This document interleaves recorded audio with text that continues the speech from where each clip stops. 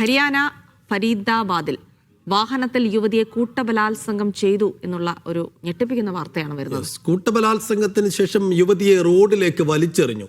യുവതിയുടെ മുഖത്തിനടക്കം ഗുരുതര പരിക്കേറ്റതായാണ് റിപ്പോർട്ടുകൾ. കേസിൽ 2 പേരെ പോലീസ് കസ്റ്റഡിയിലെടുത്തു. കഴിഞ്ഞ തിങ്കളാഴ്ചയായിരുന്നു കൂട്ടബലാത്സംഗം. അരവിന്ദ് വിവരങ്ങൾ നൽകാനായി.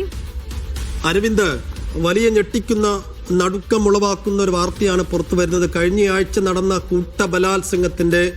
ക്രൂരമായ കൂട്ടബലാത്സംഗത്തിന്റെ വിവരങ്ങൾ വൈകിയത് എന്താണെന്നാണ് ഏറ്റവും പ്രധാനപ്പെട്ട ചോദ്യം. ഒപ്പം ഈ യുവതിയുടെ ഇപ്പോഴത്തെ ആരോഗ്യാവസ്ഥ എങ്ങനെയാണ്? കേസെടുത്തിട്ടുണ്ടോ? അന്വേഷണം എങ്ങനെ തുടരുന്നു?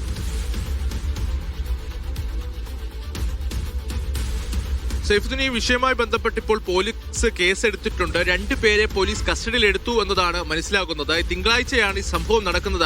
രാത്രി 8:30 വീട്ടിൽ ചില വഴക്കുകൾ, അമ്മയുമായി വഴക്കുണ്ടാക്കിയ ഈ യുവതി വീടിന് പുറത്തേക്ക് പോകുന്നു. ഫരീദാബാദ് മെട്രോ സ്റ്റേഷന് സമീപത്തേക്ക് ഈ പെൺകുട്ടി എത്തുകയാണ്. പക്ഷേ തനിക്ക് വാഹനങ്ങളൊന്നും ലഭിക്കാത്തതിന് പിന്നാലെ വന്ന ഒരു വാനിന് കൈ കാണിക്കുകയും വാനിൽ ലിഫ്റ്റ് തേടുകയുമായിരുന്നു. അങ്ങനെ ലിഫ്റ്റ് കൊടുക്കുകയും, പക്ഷേ ലിഫ്റ്റ് കൊടുത്ത് കൊണ്ടുപോയ 2 യുവാക്കളാണ് ഈ യുവതിയെ കൂട്ടബലാത്സംഗം ചെയ്തിരിക്കുന്നത്. ഏകദേശം 3 മണിക്കൂറോളം ഈ വാഹനത്തിൽ വെച്ച് യുവതിയെ കൂട്ടബലാത്സംഗം നടത്തി. പിന്നീട് 3 മണിയോടുകൂടിയാണ് യുവതിയെ ഫരീദാബാദിന് സമീപം വാഹനത്തിൽ നിന്ന് പുറത്തേക്ക് തള്ളിയിടുന്നത്. എന്തായാലും പെൺകുട്ടിക്ക് ഗുരുതരമായ പരിക്കുകൾ ഏറ്റിട്ടുണ്ട്. മുഖത്ത് മാത്രം 12 സ്റ്റിച്ചുകൾ ഉണ്ട് എന്നതാണ് ഇപ്പോൾ മനസ്സിലാകുന്നത്.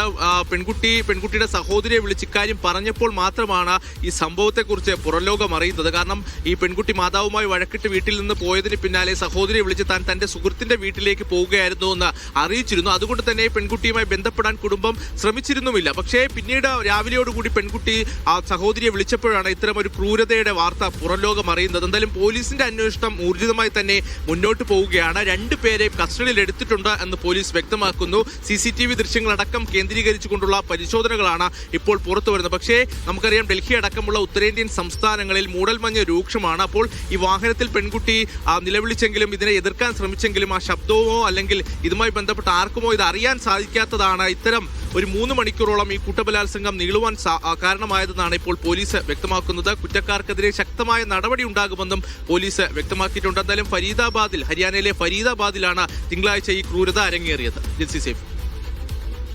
നടുക്കമുളവാക്കുന്ന ഒരു വാർത്തയാണ് സേഫു. നിർഭയെ നമ്മൾ ആരും മറന്നിട്ടില്ല. അവരനുഭവിച്ച പീഡനങ്ങളും അതിനൊക്കെ അപ്പുറത്ത് ഇത്തരം വാർത്തകൾ ഇങ്ങനെ നിരന്തരം വന്നുകൊണ്ടിരിക്കുന്നു എന്നുള്ളതാണ്, നിർബാധം തുടർന്നുകൊണ്ടിരിക്കുന്നു എന്നുള്ളതാണ്. ഇവരൊക്കെ മനുഷ്യരാണോ എന്ന് പോലും ഒരു ഘട്ടത്തിൽ ചിന്തിച്ചു പോകുന്ന രീതിയിലുള്ള ക്രൂരമായ വാർത്തകളാണ് വരുന്നത്. എന്തായാലും ഇതിൽ വളരെ പെട്ടെന്ന് അന്വേഷണം, എനിക്ക് തോന്നുന്നു കൃത്യമായൊരു മാതൃകാപരമായ ഒരു നടപടി പല കേസുകളും ഉണ്ടാവാത്തതാണോ എന്നുള്ളത് റിപ്പോർട്ട് ചെയ്യപ്പെടുന്ന കേസുകൾ മാത്രം റിപ്പോർട്ട് ചെയ്യപ്പെടാതെ അനേകം ഉത്തരേന്ത്യയുടെ ഉൾഭാഗങ്ങളിലേക്ക് എന്തോരം ഇത്തരം സംഭവങ്ങൾ നടക്കുന്നുണ്ടാകുമെന്നതും ചിന്തയാണ്.